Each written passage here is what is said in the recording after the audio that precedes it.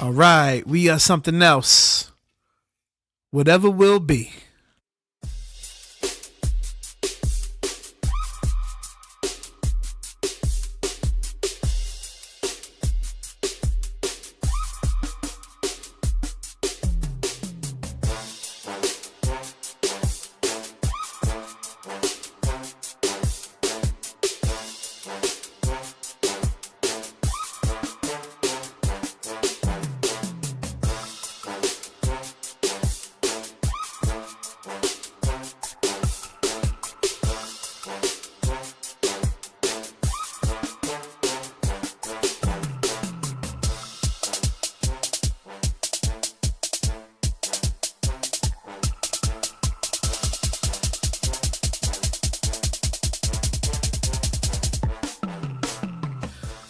Episode 9. 9, dog. We are something else. CB, what's up, man? I'm doing all right, Kaleo. What's going on today, man? Chilling. Literally, it is day, right? Yeah. I'm not used to recording with the lights still out. It was actually weird driving over here during the daytime. Right. I almost got lost. Actually, I pulled up out front because, like, Right. It's like, oh. pull up the Superfly setup, and like, I'm used to seeing it. It's normally rolling up here 7:30, 8 o'clock, 8:30. You know, whatever we're doing Sunday nights, and I had to double check and make sure that even though I knew I was at the right spot, whether I was at the right spot, because I was like, it's just always different in the daytime. This is it, right? Right. Superfly, what's up? Good, man. What's up, man? Hey. I'm good. I'm good. You know, we had a little bit of a challenge yesterday. You know, my youngest daughter suffered some seizures, so she had a seizure yesterday, but you know, she's good. She's back to normal. So, you know, Yes. prayer hands up. Yes, prayers And, up. Yeah, we still rocking and rolling out here. So hey, I can only imagine how scary that is just to be in that situation. yeah. Yep. Hey, the Lord is on all of our sides because we are here today doing the show. Right. And we were greeted by the little one on the way in. You're right. Yep. We were. She showed us her boo-boos. Right. Exactly. And she looked like she's ready to go back to tearing up shit around Right. here. So Right. Now to do it. I know you're probably like, you know what, babe? Go ahead, just tell whatever you want to. Just go ahead, you got it. You got For it. about 5 minutes, I was like that. Then I was like, I'm gonna take your ass back to the hospital. Need to chill. Exactly. Get you to chill. Hey, get out of here. You better go outside and play or something. Right.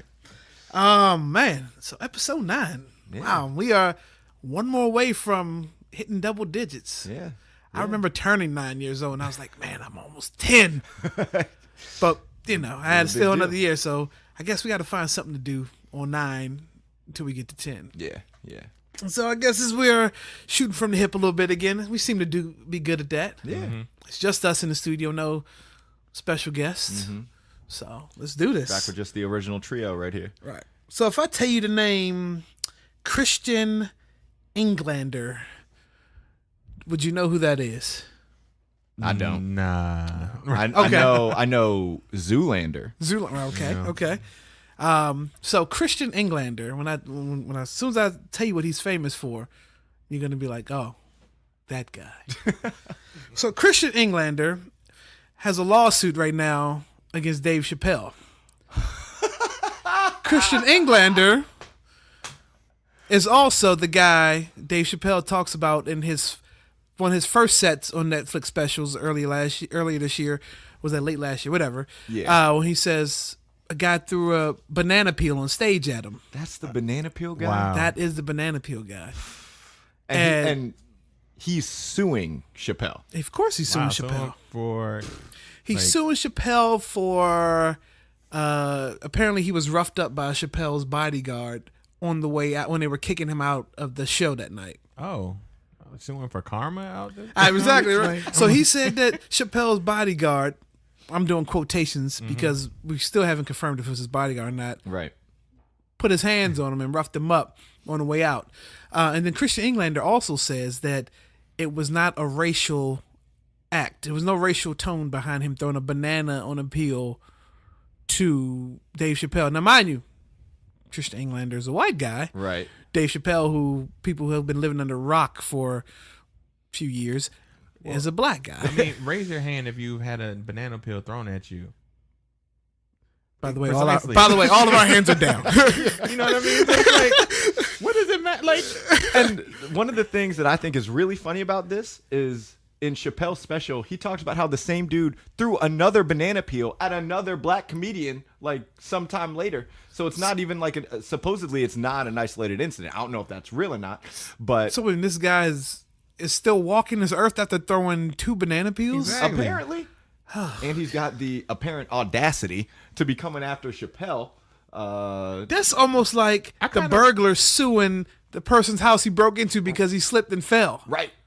man, I mean, I kind of hope, you know, he gets his money. Because is there double jeopardy with civil suits? Can you, like, give somebody $10 million and then punch him in the face? Right, exactly. Like, you know what?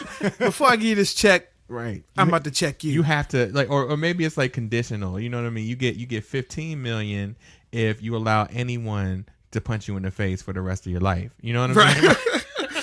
I would be taking that punch for the rest of my life. But imagine being on stage and your job, you try to make people laugh. You're doing your job. Right.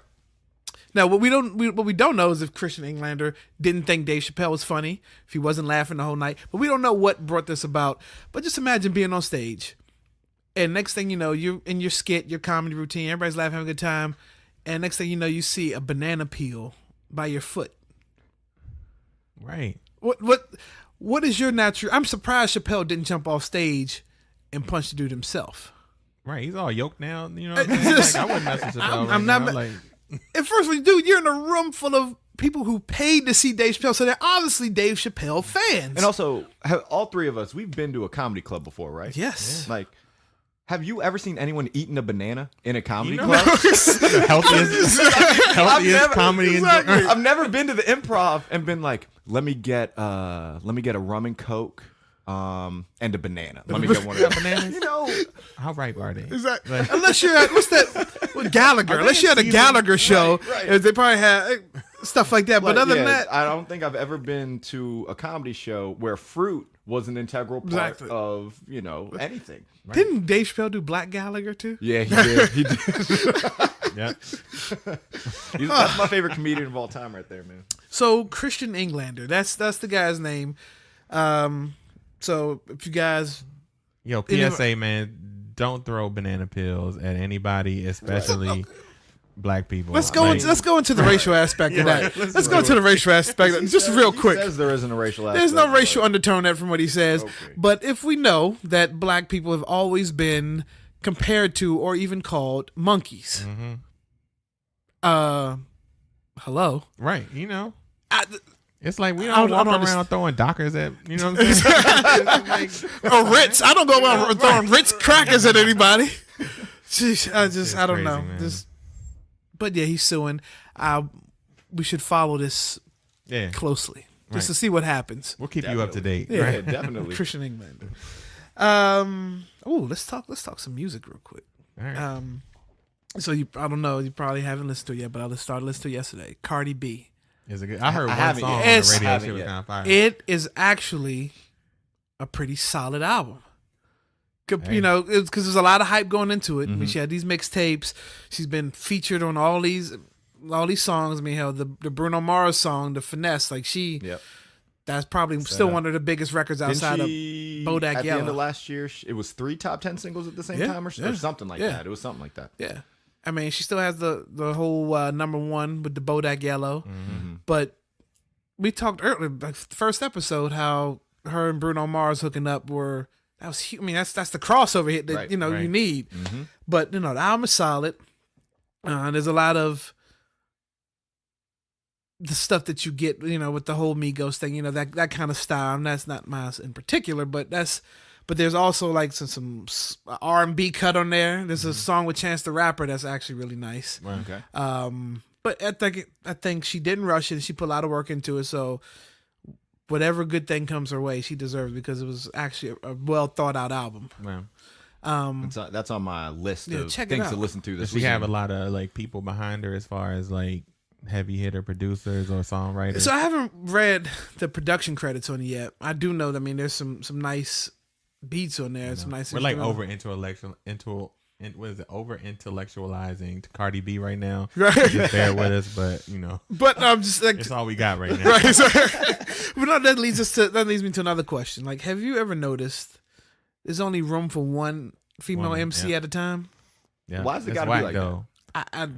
With It the should whole- be Rhapsody, but we ain't gonna start with that. right. I mean, But- honestly, I mean, if we're going off of quality and subject content, But yeah, I mean, Jean Grey also just put out a record with Quelly Chris that it's a little bit too alternative for me, for my taste. But she's another dope woman MC. so do you think Nicki's spotlight is dimming? No, I mean no. You also have Remy out there still, Right. I mean, it's dimming until she come back out with some more stuff. But I mean, so Remy is out there, but are you gonna say Remy is better than is Remy the one right now? no. I But mean, what I does think that? Cardi's, what does that mean, though? in terms of like who's the most relevant at this moment in time. Yeah. Are you talking about popular? On, Because like, I'm popular saying like radio, it seems like there's only room for one, Yeah, as like far as one top tier one, and there's still gonna be your other MCs are still in the game. Like like you said, Remy's still floating around. Like she'll put out hits. I mean, she got bars, but she's not. Cardi B is the feature of features right now. Mm-hmm. Yeah. Just like Nicki was the feature of features a few years ago. Yeah, but it's like it's just I don't even like it. Like Cardi and Nicki Minaj, those types of artists, they don't really get a lot of run in my car. Right. But I mean, you are a DJ though, so I know. So yeah, I guess Cardi is probably the flavor of the month right now. But it is wild that you only get like one spot for that. right. And I think and it's also based on the type of music that some of these other artists make that it just aren't fit for the party. Right. Now I will say that she did work hard for it. Mm-hmm. From if everybody knows her story. There was a lot of people pressing her up to release it earlier too. And Right. She was like, "It's gonna come out when it's ready to come out." Right. And I mean, hard work pays off, so she deserves it. If this is her moment, however long she gets, she deserves it. So, But I kind of feel like she came. I don't really know her story that much, but was she trying to be a rapper, or did rap just come at the same time that the Love and Hip Hop stuff kicked off, and she was like, "Oh, I can ride this." You know what I mean? To the next I stage. think it all began with the poll, right? Yeah. I mean, some people no shaming. You know no, what I'm not saying? at all. kink Some shaming, people nothing like that. pay their way through medical school Got to do it, to Mm-hmm. and then some people just want to put out a hot album, right? and it pays off either way. Because I know doctors. Now I know a rapper, but whatever. But and that's kind of tough too. Obviously there's always double standards when it comes to men and women, because I mean, not that I've been invested in the male aspect of it, but she is overly sexualized. She's like the what if Cameo came out as a rapper? You know what I'm saying? Right. With the crotch joint. Right, and everything. exactly. That would be the male version of Cardi B. Right. Word Shout out to Cameo.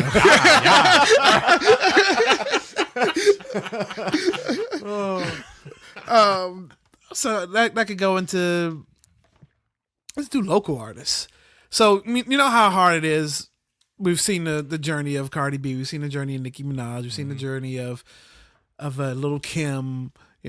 Sometimes you need to back into that. But there's a lot of dope local artists in the DMV area who get. I think first of all, DMV has a bubble. We're caught in a bubble right now as far as the type of artists we put out, because everybody associates go-go with DC. So everybody thinks that we're going to get that type of pocket of an artist. Mm-hmm. But the DC underground scene is, from what I've heard and listened to, is more earthy than that. Like there's a lot of like grit and grind, like earthy artists here. One of the ones that I went to elementary school with, Ken Starr. Like we're trying to get you on the Star Boom still, back. Ken. Let me know. Low We're budget. here. Low budget, yeah. Odyssey, all those guys. Tim Brown. Yeah. Kev Bryant, all those guys are like grit and grind, like earthy artists. I mean, people put the term like neo soul behind people who have like a conscience or who dress differently or who are not caught up with bling and all this and all that. But these guys are like true. They have a message behind what they're saying. The salt of the earth Right. rappers. You know what So I mean? that's a good term, salt of the earth. But they don't get the shine. Right. Yeah. I mean, we're talking about that on my on the podcast that'll be coming out on Monday, or I guess it will be last Monday for you guys. But Superfly Friends plug. Oh, here we go. Hey, no, I was waiting for it. I was waiting for the it. homie DJ Style is just around the whole issue. You know, it's kind of been a long running like mystery about like why DC artists don't get the you know the spotlight shine on or the them. push. We might get one.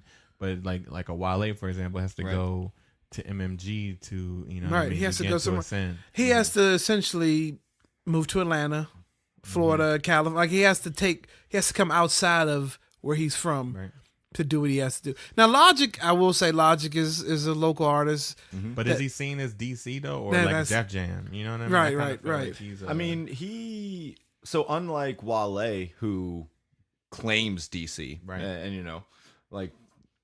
Logic, well, he reps Montgomery County. Right. Like it's, you know. Do we still have like I remember last time U Street was like the area to feature a lot of those artists. Do they even, I haven't been to U Street in forever. Do they still do those things? It was Bohemian Caverns. I'm not actually not sure about all the different open mics. There are those. Up and Up has an open mic they do once a month.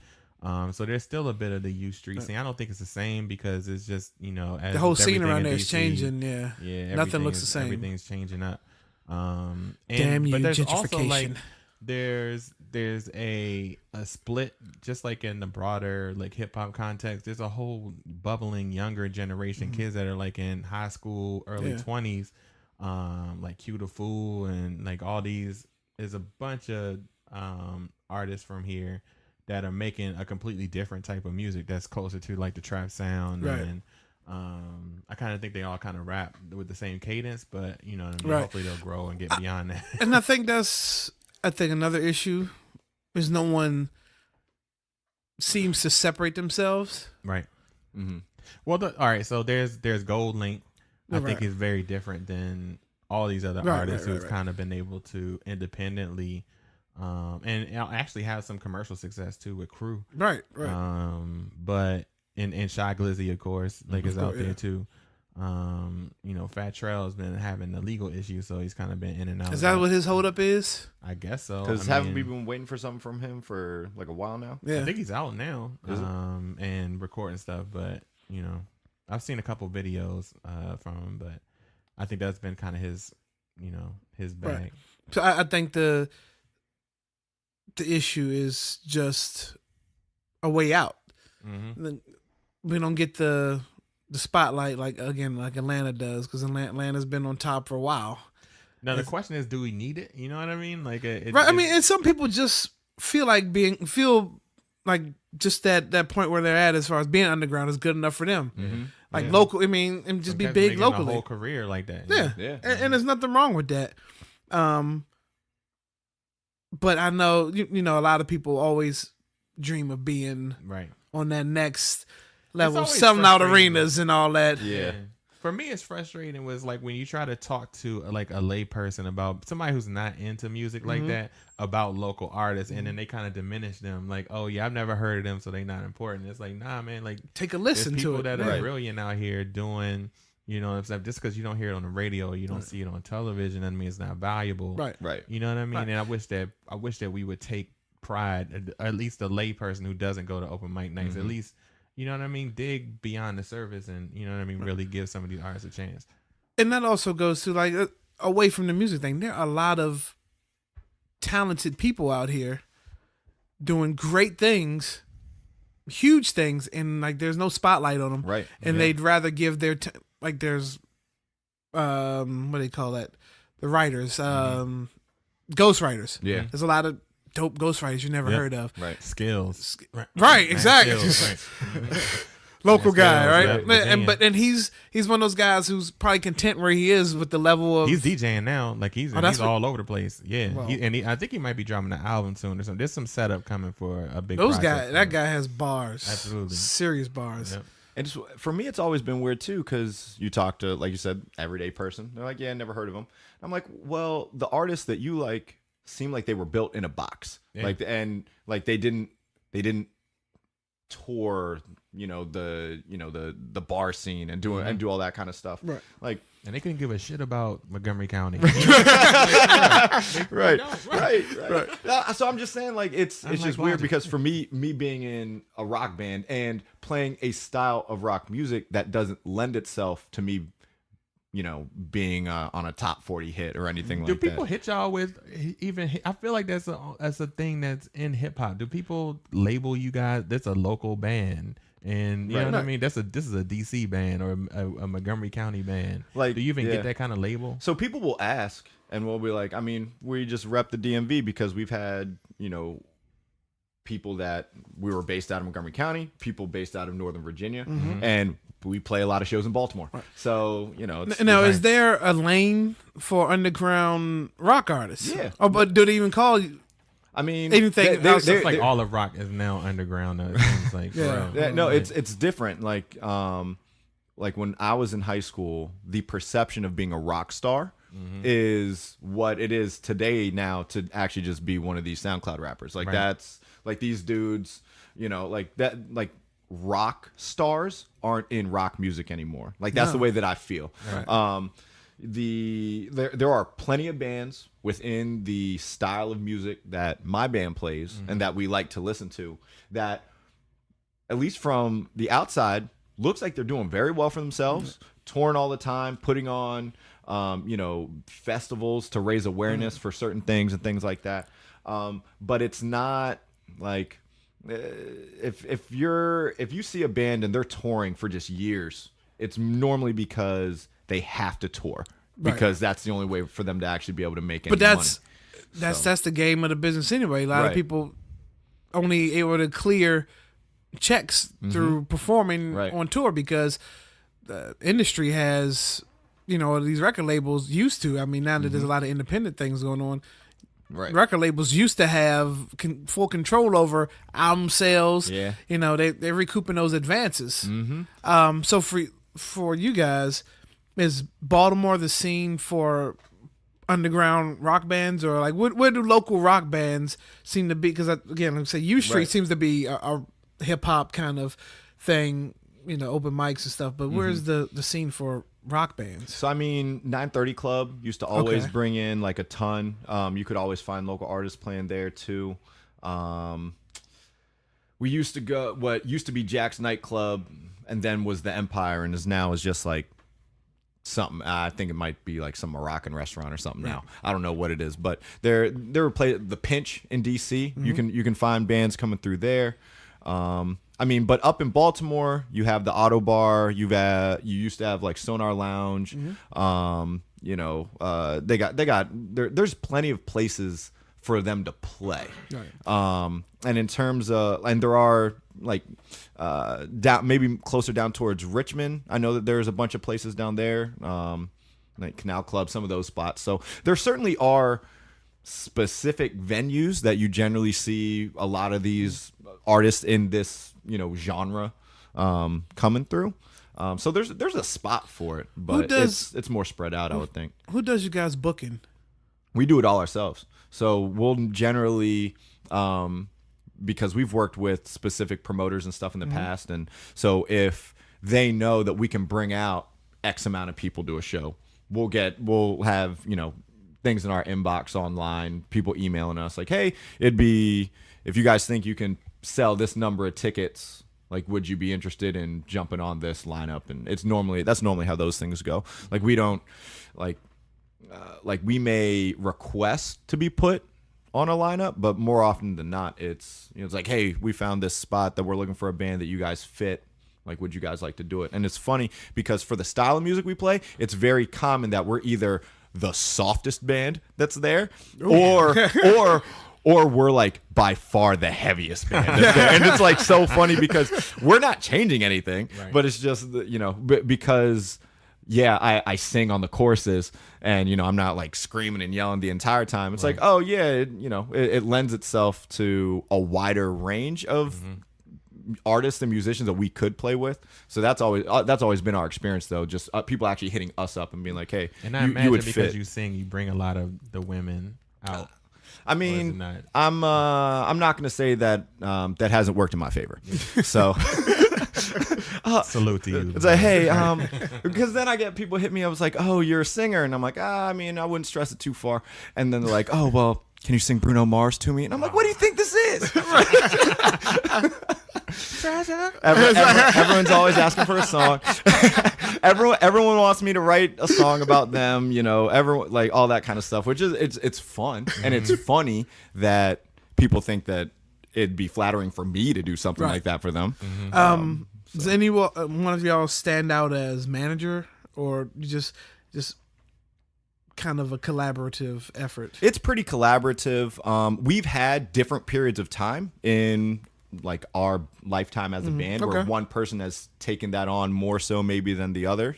But at the end of the day, it's still coming back to the group and being like, hey, would everyone want to be on this set, like, and things like that. So it's all like, for the most part, we're not playing shows unless everyone is down to play that show, feel like we have enough time to prepare for it and everything like that. Do you guys get any monetary? I mean, enough to just go back right into the band. So it's like, because our whole thing has always been, we'll have T-shirts, but they'll be cheap. We're not looking to make money. We're looking to just spread, our name out there and everything like that. So a lot of our, like, if you want to call it marketing ideas are, hey, people are going to come to these shows. They're going to say, oh man, all these other bands are offering $20 T-shirts. This band over here, they were pretty dope, and they got a $5 T-shirt. I can get 2 of those. Right. So, for us, like we haven't put anything physical out. Like everything is just digital. We're just like, hey, if you guys want to go, we're on Spotify, we're on YouTube. You can download it for free from here. And like, for us, it's never really been about the... One second. Yeah. Speaking of which, we are something else on those platforms as well. WERSUMTHINELSE. We're on all those platforms. Find us there. Listen, enjoy. All right, what were you saying? More of our velvety voices. Exactly. But it's it's more so just about getting the exposure out there, because there's a lot of people doing the same kind of thing. It's one of those situations where you're either going to be heard or you're going to get lost in the wash. So speaking of a lot of people doing the same thing, Superfly, how do you book your DJ gigs? Mostly through word of mouth, and then also recommendations from, I guess that's word of mouth too, but like past clients will recommend me. There's a bunch of cool Facebook groups now that I've had the honor of being able to join, where like especially for weddings, like brides will just post like need a DJ, and then you could just say contact me right there, and there's at least like 20 per day that come out just in this area. So I'll jump on those. There's a lot of, competition out there. Of course. But for me now at this point, like, of course I'm doing it for the money, but the experience also has to fit me, something I enjoy doing. Right. And, working with, a bride or a client that makes the whole experience enjoyable. You know what I mean? They'll appreciate what I'm doing, and Do you have a manager, or do you? I tried. Shout out to Bree. That's a little sub shot if she ever listens to this. I haven't. My mom asked to manage me too, and I haven't made that action happen. I probably need one. I'd probably get more business, and it's a lot of work, like preparing for.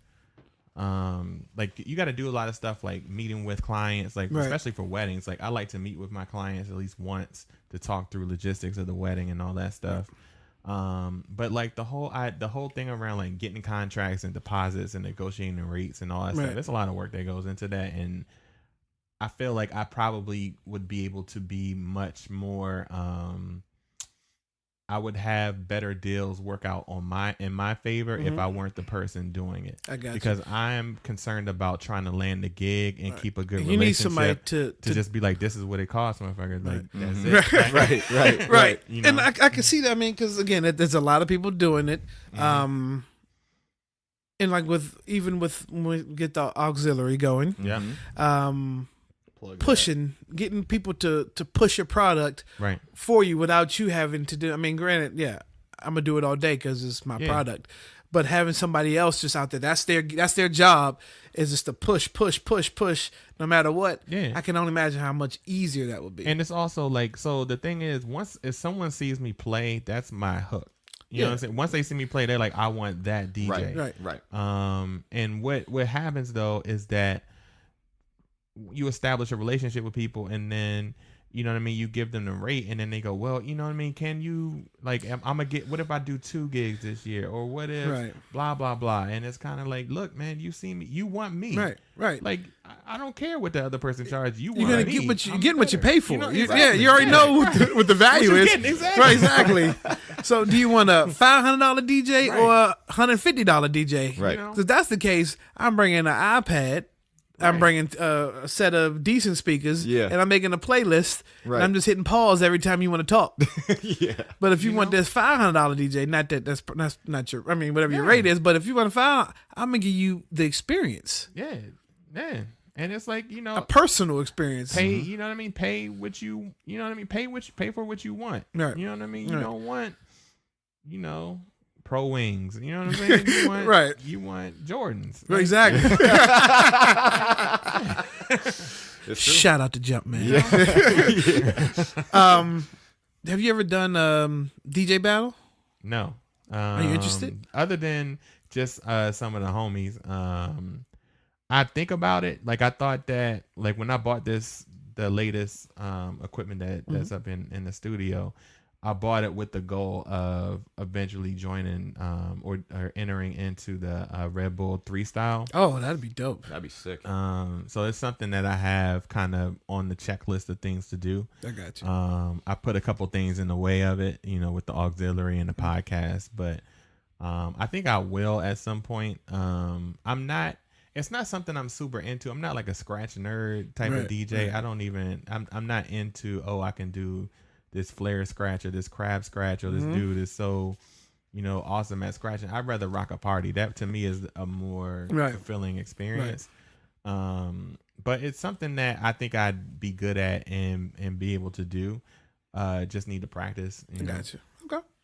Well, and then I'll tune into a little bit that I know about DJing. Well, at least with Superfly, I began to take some courses. Like I definitely want to get back into it because it's a very interesting, I'm going to say hobby. It's a very interesting job because there's a lot that goes into it. Like, you think you know music, but when you have to break down music outside the lyrics to BPMs to you will destroy your love for music. Exactly. For DJing. Like when music becomes rebuild it back up. Basically, that's how it works. When music becomes numbers and bars on a computer screen, it breaks down. Just counting. You know, you deconstruct music basically. You know what I mean? Like, all right, what key is this in? How many beats before the intro? Oh, this is, you know what I mean? This is an 8 and the bar time hook, it just right. 16-bar intro.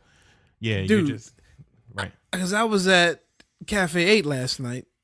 That's where most of you can find me on Fridays. I was at Cafe 8 last night, and the son of the owner, he don't listen to the podcast, so I'm a dog.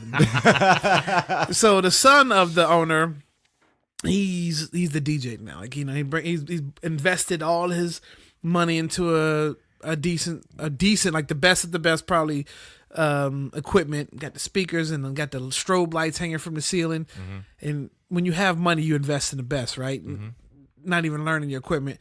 But this guy's up there, just, first of all, his music catalog is about 10 years outdated. Right, I'm hearing all I do is win, win, win, huh? Has he been DJing all the times that I've been out there? Yes, Is that the same dude? That's God damn it. DJ Retro, because I don't have nothing up to date. Which I mean, there's nothing wrong if that's what you're expecting, Right, But but I'm telling you, but these. I mean, so if you're hearing all I do is win, win, win, and it's a bunch of 20-year-olds in there now, and you're like, huh, what is this? But anyway, so. Oh, this song is a classic. Oh, God damn it. That's the last thing these men are going to hear. Exactly. But he's in there DJing, and the transitions he did last night from one song to another was absolutely ear gouging.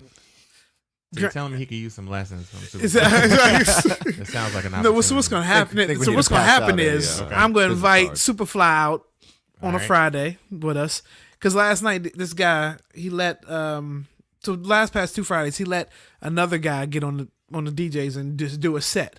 Okay. So one guy who's actually pretty big in the area, DJ Shallow, he got on and he did the best he could do. Once he got off, he told me, he was like, dude, this dude's music catalog is trash. I can't do anything. Right. But it's just like still getting on the untuned piano and you're a much better musician than the guy that's on it. Right. You're still Right. going to have a different shine because Yeah. transitions and just knowing how to rock a part, like being able to pay attention to what people are doing. If you know this song's not going to work, then we're not going to spend too much time on this song. But that's enough. It's enough of that. Staying on the local scene, let's a couple of local favorite news anchors were featured on one of the biggest radio show in the U.S., maybe Yeah. not in the world, or Breakfast Club. Yep. Shout out to those guys. They work hard for the spotlight that they Yeah. have. Yeah. I mean, they kill the radio, they kill social media, they kill all those platforms just with the three of them and everybody else that works with them. But Best-selling books and Holly- all that kind of stuff. Holly Morris. Shout and, out. shout out to Holly. Allison Seymour, shout out. They were featured on Charlemagne's Donkey of the Day this week. Wow. Wow. And And is Charlemagne checking for DC TV? Like that's Exactly. so random, yo. Like it's very random. And then when you see it pop up on YouTube, like, what? Right. You're almost proud that it hit at home. It's like, wow, DC's on the map. But you're like, oh, wait, it's Donkey of the Day. You're like, what did they do? So I'm going to break it down. So we're going to talk the main story of why they were there. And then we're going to talk about the reason they are there.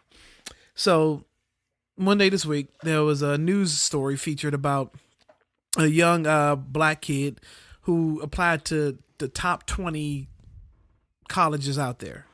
I don't know if they were all Ivy League or whatever, but they were the top 20 to get hard to get into. And he got accepted to Where all. do you know where the kid is? Where? Because there was another story about it was like not 20, it was like 8, but it was a kid out of Baltimore. I saw that one. Yeah. So, No. but it's different kid. Yeah. Different. They're different. Shout yeah, out so, to both those guys. So this guy got in the 20, all 20, and there's a social media clip of him and his boy celebrating.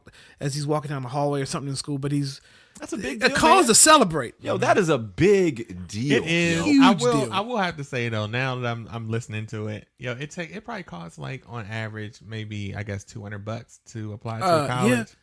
To apply to 20 of them, you spent 4 G's.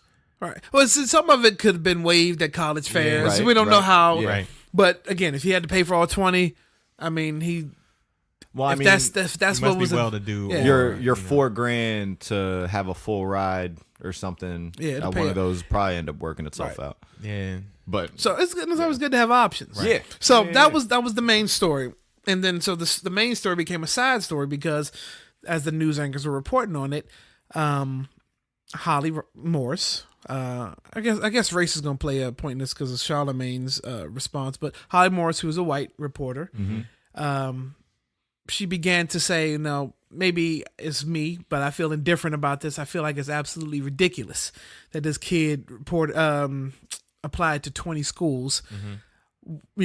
She thought that the max number he should apply for was 5 or 10 because you can only get a full ride into one. Okay. Then Allison Seymour, who's black, she goes, yeah, and I'm trying to encourage my daughters to do the same. And then Holly goes back into, the kid was encourage them to do the same as far as Apply only to applying to 20. only 5 or applying 10. to, keep them limited. Okay. Oh, okay. Okay. Gotcha. Limit Okay. limit the applications. Okay. Okay. And so Right, 'cause the cost. But go ahead. and then Holly, right. Holly is saying, the kid was obnoxious for doing all that. He's going an extra mile. with Exactly. it. Okay. He's taking a spot away from other kids who probably really wanted to get in those schools. He can only get into one, the full ride to one. I don't And understand that. What is that rule though, dog? You can only get into one. last time I checked, it wasn't a rule, right? and then, and as long as classes aren't at the same time. exactly right, and as Charlemagne said, he's I'm no college graduate, but isn't it a waiting list? So like, if this kid doesn't pick the school, wouldn't the next kid on that level get bumped up off of the waiting list? Right.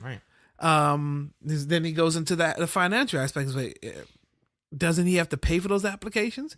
So what does it matter? Right. How many he applied to? So what? Sometimes overachieving. You have. He was saying that the kid has to overachieve just to be average. Right. That's true. That's And- 100% true. Also, it's kind of a racket, the fact that you got to pay to apply to school. So I didn't mean to derail. No. the conversation, but that's a bit of a damn hustle right there. I just thought about that. Dude, Go ahead. college in itself is a hustle. Pay to apply. We Could you are imagine not, if you and was we a- are not the ones winning that hustle. Exactly. Not Could at you all. imagine if you had to pay to apply to a job? Like, Yo, right. Oh my. So wait a minute. You want me to give you? You're paying to apply to maybe, hopefully in 4 years, get this piece of paper to then hopefully right after that go back to start working at McDonald's. Right. Again. Exactly. Because what these things don't like equate to Guarantee you a anything. job, They no. don't equate to Not at anything all. now. Shoot. Those are good points. We'll go back to that. But as Charlemagne was saying, Right. you got the financial aspect, and then he was saying to Allison, he was like, "You out of all people should know that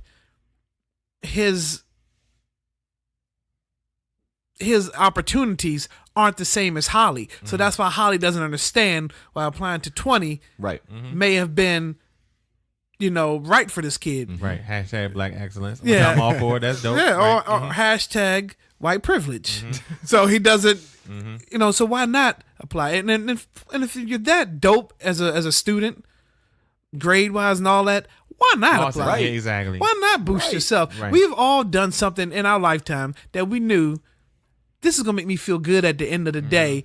And so what if I'm overachieving on it? Right. Like, Let 'em shine, man. I got friends that they applied to, a couple, like a number. They had a number of applications themselves, and a couple of them included some astronomical dream schools just to see, just to see Right, what why the not? answer would be. Right. So who cares if this kid is out here sending 20 applications out? Exactly. Because would there have been a story if he had only gotten into 18 of them? Right. Like, it Exactly. probably still would have been a story, but I Right. mean, if he was 18 for 20, it's like, oh, well, these other two schools, Right. what was he not doing right to get into those ones? And there's Blah, blah, people blah. out here stunting just because they got a nice tax return. You know what I'm saying? Like, if you go to the park right now between February and June, you're going to see the most, bottleless, poppin'est, shiny rims havingest Right. people in the planet. Like, New why? shoes buying. Oh, wait, Exactly, that's man. me. At least he's stunting on something that has like kind of real value. Right, You know what I mean? and then maybe he comes from a family where none of his folks went to college or could afford college, Right. or he's the first one to go. Like, it's literally not just for him. In a lot of these cases, like, it's not actually just for the kid themselves. Yeah, It's inspiring everybody It's a else. lineage right Yeah. here. He's starting something. Exactly. We talk about breaking the cycle from time to time. That's Yeah. what this is. And Charlemagne goes in to say that how do you find anything negative out of this story? Right. But whatever the negative was, they found it. Right. Right. So hence they got the hee-haw. Yeah. And All right. I can't. I'm not mad at that. yeah, and I well deserving. Yeah. I mean, Well 'cause deserving. really, why can we not just sit here and celebrate the kid for, because now what does he got to do? He's got to choose one of these schools, and he's actually got to go. Now and- he's actually got to go and now he's apply actually gotta himself to go there. to Yeah. school. So, So like, let the kid have his moment. And, they're like we said, there are so many other people out here flossing on stuff that means so much less in the grand scheme of things. shout out to the kid. Yeah. Yeah. Yeah. Good luck to you in school. Yeah, man. Yes. Right. 'Cause Are we we know. can we talk about the Howard thing? Did we talk about that at all? The dude who the fleeced the I saw that. financial aid No. for like $500,000. Go ahead, give the story. Go ahead, give the story. Yo, Give the so story. There's a new scam god out there, who who managed to finagle like $450,000 from financial aid from Howard University over the period of like 4 years. And like not only did he get the money, but he was out there living on the gram. I mean, he had like pictures in front of Range Rovers and had the nice like Louis bag on display, like, and had like a personal photographer and all that stuff. I feel like, did we talk? I can't remember whether or not we talked about this or it was a different show I was talking about. We didn't talk about it but he was definitely living his best life, living his best several lives. And actually, he got donkey of the day as well. Hey, but then he's suing. The latest with that is that he's suing Howard University for like something like $11 million or something like that. I think that came out like last night. He's accused of stealing $429,000 in financial aid. Yep. And now he's also suing the school. So I'm looking at pictures of this cat in fur coats. He is Flossing. like literally wearing yes. This is like, and he got like it's like all his captions and stuff like that. It's like, you know what I mean? Like bro, bosses only. Right. Like, yeah. It pictures says on the yacht. It's all kinds of stuff, dude. This caption on this picture says the Wolf of 6th Street. You know? Hey man. Oh no. So, and then this one says, when you pass by homeless classmates on the way to brunch. Yeah. This scam guy, man. They had the students and they took over the administrative office. I think they also voted no confidence on the president, so they're trying to get the university president out of pocket. Tyrone Hankerson. Yep, that's his name. Scam guy. Yeah. So just by the name Tyrone, you guys can figure out. You can figure it out for yourselves. Tyrone jokes. You can figure it out. Figure it out for yourself. Oh no! And also, if Howard University didn't give away his race, I was gonna say, I was like, yeah, Tyrone. Yeah. Tyrone. Because I was gonna say maybe he was in cahoots with our man Englander or whatever, but there's no way he would have been in on that with him. No, not at all. This reminds me of a story a couple of years ago. He would have gotten a banana on that fur coat. I don't know if you guys remember a couple years ago, this dude by the name of Malachi Love Robinson. Name sounds familiar. The doctor. Yeah, so this dude that opened up his own doctor practice in Florida, had patients, had a staff, had pictures, had everything. Like the dude, he was like 14. Yeah, he was like a kid. Right? He was a kid, and he's talking about. He's doing interviews on the news.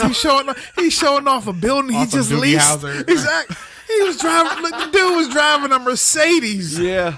He's showing off his building, talking about this is the new Dr.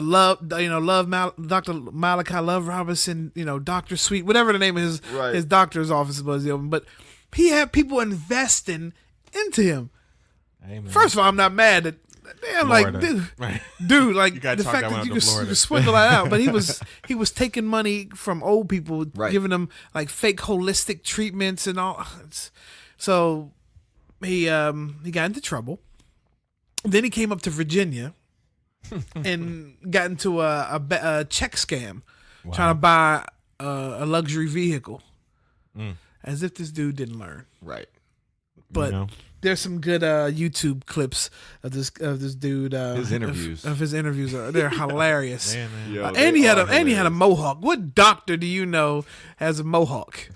I don't want my doctor. Exactly. I don't want my doctor walking in with a mohawk. Up, and you need to get, I don't know, any kind of treatment. And if you see this dude walk in, like, all right, I'm good. Right? Like, nah, I'm you got to put that in a hairnet or something. Exactly. I'm not getting poked in the eye for this. Oh boy. Oh, okay. That's something interesting I heard on the news. Muhammad Ali's robe went on sale. Now, I'm not bringing this up because of the robe going on sale, but I'm just bringing it up to transition to Muhammad Ali. Does anybody know that famous picture of Muhammad Ali stand over top of Sonny Liston? Mm-hmm. As if he just knocked Sonny Liston out. Yeah. A lot of them call it the Phantom Punch. Mm-hmm. They were saying that Sonny through the fight, right? Yeah, Sonny through the fight. But really, he got hit with a punch that he didn't see. But so with that iconic picture, Ali's clearly got his mouth opening up over top of it, and it looks like he's like talking the biggest trash ever, right? Right. But apparently, Ali who also thought at that point in time that Liston was throwing a fight, was telling him to get up yeah. before you get us killed.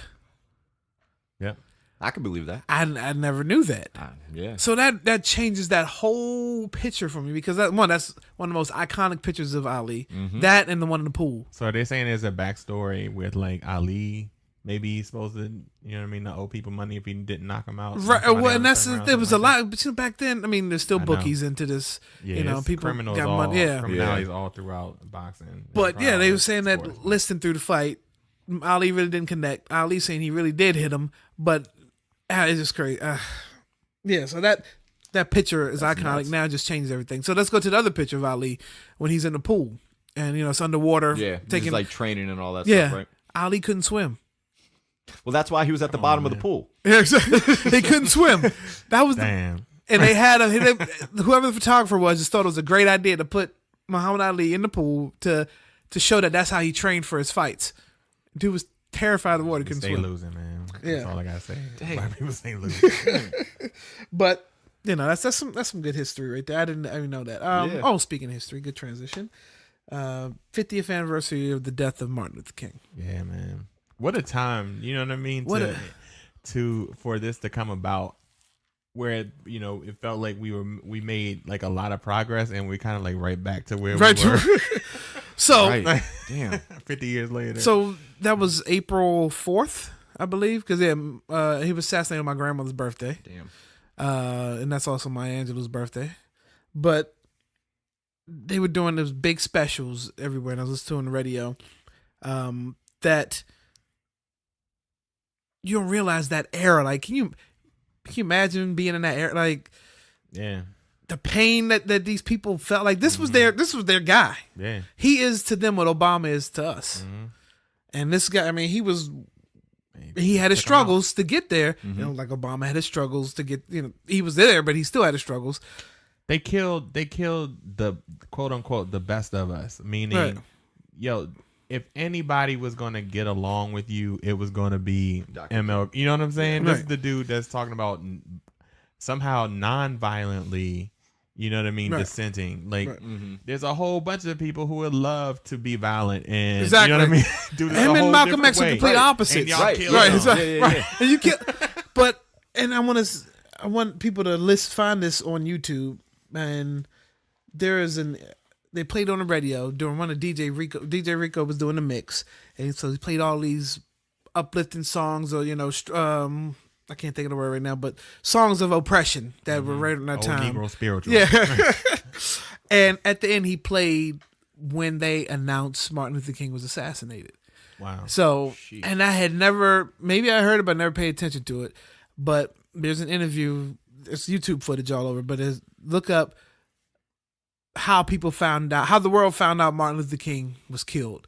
And it's like 5 or 6 different people talking. But the one that like was huge was Bobby Kennedy.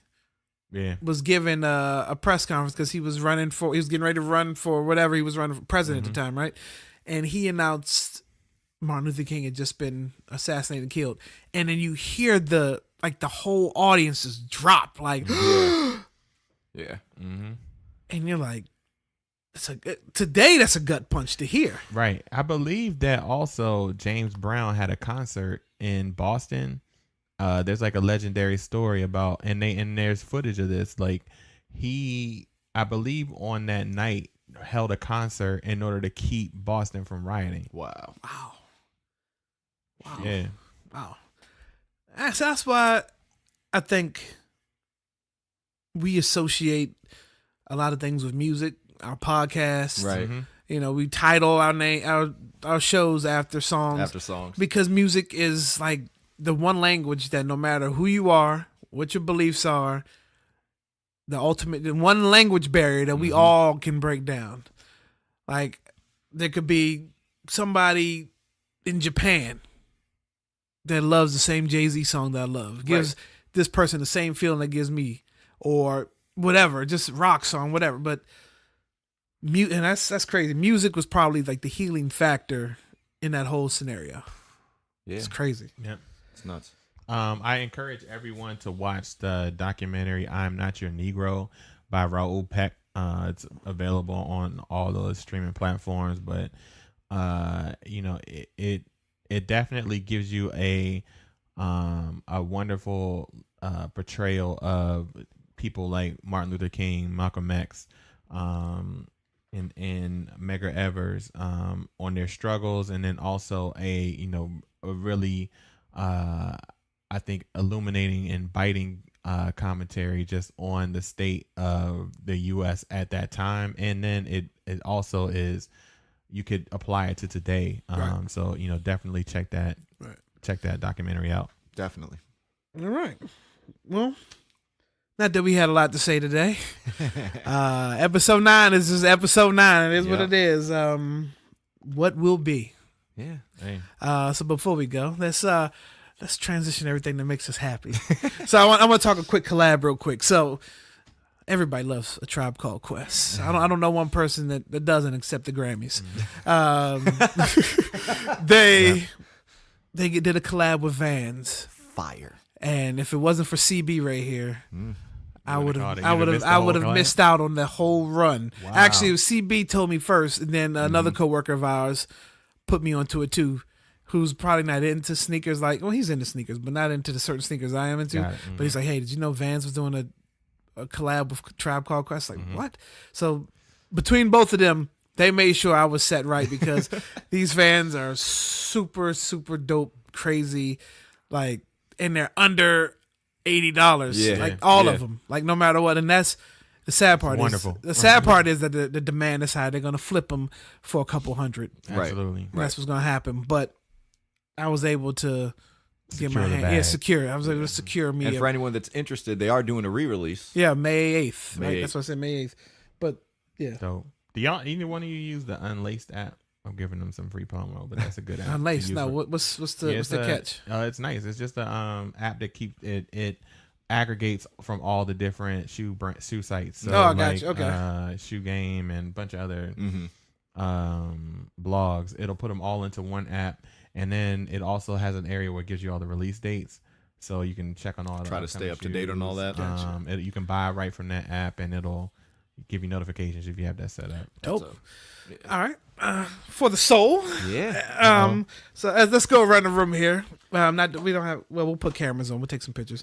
I'll start with CB. CB, what are you rocking? I got some NMD XR1s. NMDs are so nasty, man. And I mean, here's the thing, because I love the Nikes. I love the Jordans and everything, but Boost cushioning is the most comfortable cushioning that I've ever worn in any shoe. So I have Ultra Boosts. I got a couple pairs of NMDs. I got some EQT Boosts. I got, some of the Hardens with the Boost in there. It's one of those things where I just think if I can get it, especially if I can get them on a good deal, because I got these joints for $90 off from one of those sneaker Twitter accounts. And they're like, hey, check Adidas got these.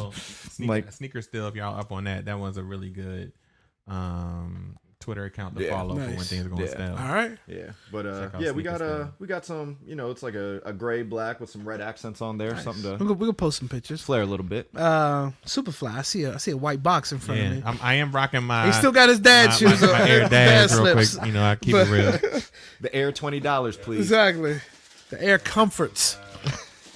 Vapor Max. Oh, okay. Joints. Yep. The pink and. Wow. Yeah. Wow.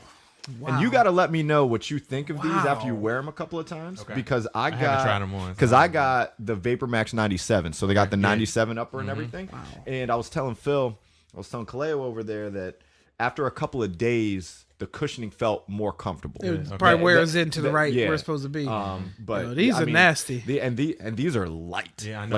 I was shocked by how light they were. Yeah, these are lighter than yours. Yeah, because this is the Flyknit, right? Yeah. Oh yeah, no. Yeah, mine are definitely not for function. That's for sure. We're gonna take some. Those are nice. Yeah, with the pink accents on there. Yeah, nasty. Fire flame. Yeah, no. Definitely. You got some heat on your feet though. We did the unboxing when I had these, but yeah, I am wearing the night the Jordan 11 Lows nightshades. Nightshades. And they've got the green snakeskin around instead of patent leather. Mm-hmm. Something slight.